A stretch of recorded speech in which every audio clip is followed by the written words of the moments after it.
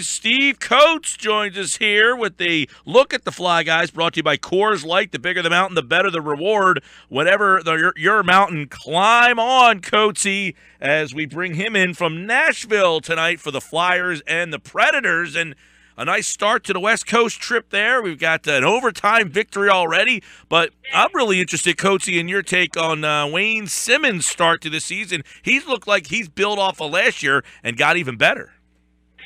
Well, you get a little experience under your belt. I mean, he's got a lot of experience, and he's a veteran on this hockey club now. He understands. And you know what's really amazing about Wayne Simmonds? No matter who he plays with, I mean, he's already on his second center this year. I mean, he's gone – they try to when a player's not playing very well, they're struggling a little bit, they give him to Wayne Simmonds, and Simmonds takes care of it. It doesn't matter who he plays with, he's successful, and that just tells you about the quality of player he truly is. Coatesy, Sean Couturier off to a positive start so far, top-line center, and he's providing some offense. Is Couturier a different player so far under your eyes? Well, I think when you're given the opportunity to play with Voracek and Giroux, you better play well. And this is an opportunity for Sean Couturier to shine, too, because he is of the belief that, he got kind of labeled a defensive player, and he doesn't want to be known as a defensive player. He came out of junior as a big, high-scoring player, and now all of a sudden he's got an opportunity to play with two high-powered players. So I would have figured, and this is an absolute experiment, because using Giroux on the off wing as a position he's never played is working out so far, but it's still a work in progress. Hey, Coatesy, obviously when you have the number 2 overall pick, you want to get a little update on him through 3 games so far. Very small sample size, but you can see how the kid at least is holding up. Does he look overmatched? Does he look wide-eyed at all, or does this guy look like he's going to be a points contributor? I think that sooner or later you're going to see that cream come to the top as far as his ability is concerned. I think he's got a little bit of the wide eye right now. It's a lot different playing preseason than it is the regular season. And the other thing, too, is that they moved him back onto the third line, and I thought he looked a lot more comfortable playing with Konechny. You can see that he loves to be able to go to the back of the net. He loves to set up plays from the back of the net. That's the one thing that's impressed me so far. I think his skating's got to improve for him to be really helpful to this hockey club. But it's so early in his career that you just take it step by step right now as far as game to game, and just pray that he does get better on a nightly basis. Hey, what's going on with the defensive back there? You got Morin, you got Sanheim. Most of those guys were healthy scratches the first couple of nights. McDonald was named an alternate captain, so obviously the team has a lot of respect for him. How do we read what's going on with the defense in the early going? Well, for some reason, somebody somewhere goes after McDonald all the time. I have no clue why people. This guy does a great job back there. Great job. He and Provorov are our number 1 defense pairing against the number 1 players in the league. And it's unbelievable how all of a sudden everybody, like I read an article the other day that they're surprised at this, surprised at that. I have no idea where these people are watching or what they're watching. I'm going to defend this guy till I'm blue in the face. I'd be the first guy to say, and Andrew has a little problem here. No, he plays the off side as far as defense is concerned. Is he really physical? No. But he has a great first pass. He's a good player. And the people that were surprised that he got an assistant captain really don't understand the game. And the guy has got a lot of respect, and he was voted on by his teammates. When you take a look at the defense, they've already talked about Provorov and McDonald. You got to then look, you see you got a defensive player with a offensive player.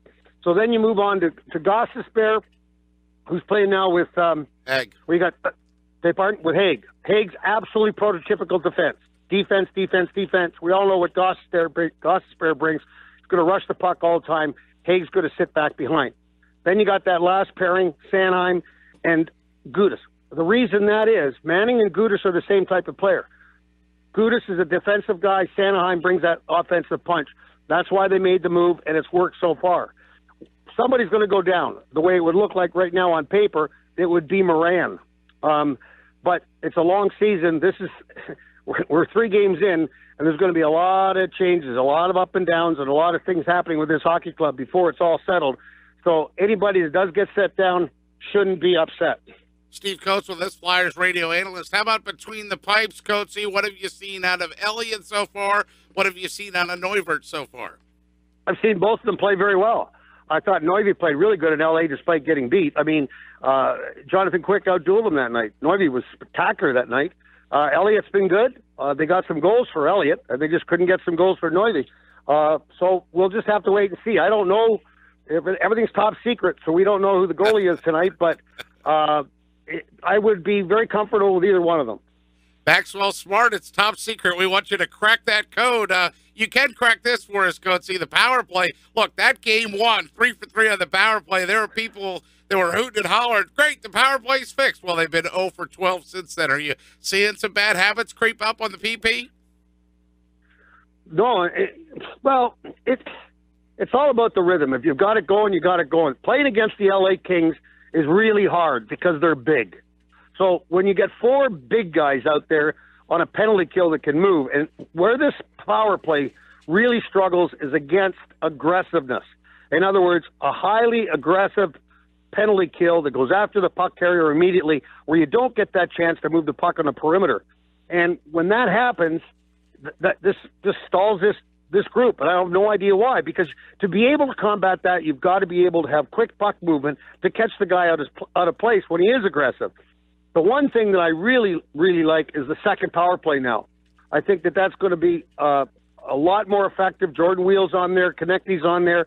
I think that's going to be able to give you a lot more offensive punch on a night-to-night basis. How about the road trip, Coach? Just the scenario of the way it played out. I saw a tweet earlier. It's going to be the 3rd time that they've played an opponent's home opener in 4 games. So each arena that they've gone to, there's been sort of the pomp and circumstance. I know there'll be yellow towels all over the place tonight in Nashville, having to deal with that. Well, we'd certainly like to thank the National Hockey League for their scheduling. I mean, are you kidding me? We played in the opener for San Jose, so you got to go through a ceremony there. L.A., we had the ceremony there. Anaheim had already had a game under the belt, and then now you got to come in and play the Stanley Cup Finals, Nashville Predators. This town is nothing but, it's called Smashville. They love hockey here now. Nashville is on fire as far as hockey's concerned. And so now you got to come in here. They've lost 2 games in a row on the road. They come in for their home opener. First time they played here since the Stanley Cup Finals, and who are here? The Philadelphia Flyers. For the 3rd time in 4 games to start an opening night for another team. Well, Coachy, the Flyers end this road trip and then finally come back home, a little West Coast flavor to start some things off. We've been hearing you after midnight out here, man. Oh, man, I'll tell you what. This has been a hard road trip, a really hard road trip. And then, of course, when you get to Nashville, it's hard. Your social life takes a little bit of a different look, too. What's that, Nashville on Central time out there, too? So you were on West Coast time, and now is that Central out there? Central, yeah, we're at Central right now. We're an hour behind you right now. So that's a bizarro world. Right, and as I told you last week, I did put my time into Tootsie's. It's a... That a boy. All right. We're proud of you there. Well, listen. Well, I didn't want... Go ahead. I didn't want you to worry about it. I went there and put my shift in. By the way, listen for the Flyers and the Predators tonight at 8 p.m. on our sister station 104.1 and 1450. We'll pick up the Flyers in progress right after the baseball game. So right around the 2nd period, you'll hear Tim Saunders and Steve Coates here on 97.3 ESPN. Coatesy, enjoy the game. We'll see you back here in Philly. Thanks, guys.